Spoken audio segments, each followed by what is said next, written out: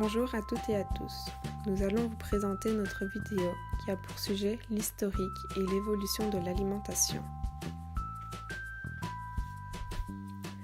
Nous allons vous expliquer cette évolution période par période, comme sur une ligne du temps.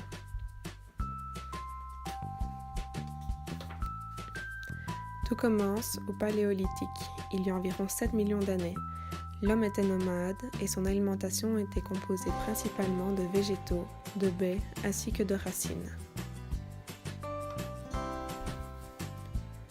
5 millions d'années plus tard, c'est-à-dire il y a plus ou moins 2 millions d'années, la viande et le poisson font leur entrée dans l'alimentation de l'homme car il va apprendre à chasser. Il devient donc un chasseur-cueilleur et nous pouvons dire qu'il adopte une alimentation de survie.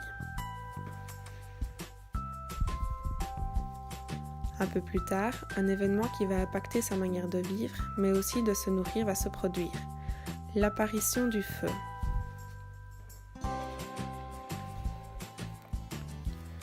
Le feu va aider l'homme à perfectionner cette technique de chasse, lui permettre d'attaquer du plus gros gibier, mais aussi de créer de nouveaux outils.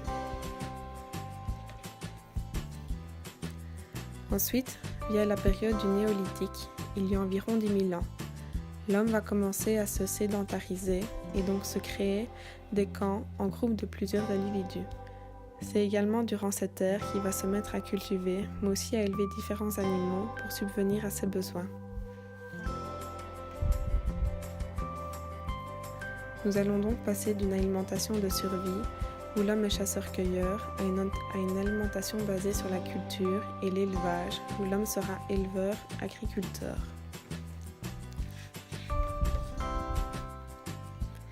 Au fur et à mesure du temps, grâce à sa capacité à élever des animaux, l'homme va commencer à produire et consommer du lait.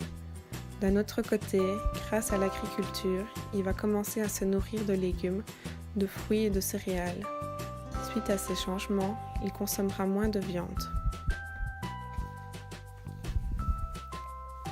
Vient ensuite le temps du Moyen Âge.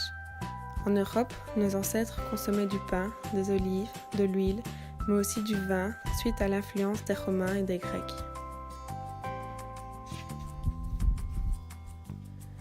Cette période marque aussi le développement du commerce, une économie de marché va en émerger.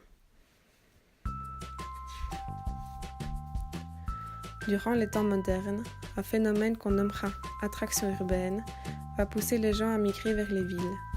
La consommation de viande de l'homme va nettement diminuer car la chasse, la cueillette et l'élevage ne sont plus réellement d'actualité. C'est à ce moment que l'exportation va voir le jour.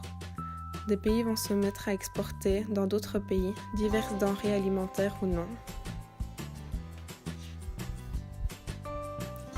L'époque contemporaine va quant à elle être marquée par l'explosion de la révolution industrielle. L'apparition de l'industrie va jouer un rôle considérable. Les denrées traditionnelles, autrefois produites de manière artisanale et agricole, voient désormais le jour dans de gigantesques usines. Cela signifie que nous allons passer d'une économie de subsistance à une économie de marché. Notre niveau de vie va augmenter suite à l'émergence de la grande distribution, c'est-à-dire les grandes chaînes de magasins, etc., mais aussi grâce à la découverte de nouveaux procédés de conservation qui vont donner naissance aux conserves que nous connaissons aujourd'hui. L'industrie du prêt-à-manger va aussi survenir avec ses plats préparés. L'homme va dès lors commencer à consommer des plats tout cuisinés, mais aussi à utiliser la restauration collective. Durant cette période, un développement impressionnant des transports des marchandises va avoir lieu.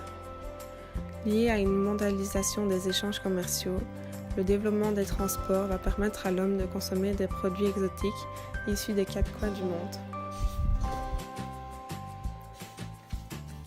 Aujourd'hui, notre manière de s'alimenter est fort influencée par l'Amérique du Nord, avec les fameux fast-food de plus en plus présents. Notre alimentation actuelle est donc caractérisée par la consommation rapide et par une hyperconsommation poussant au gaspillage. Merci à tous d'avoir visionné notre vidéo.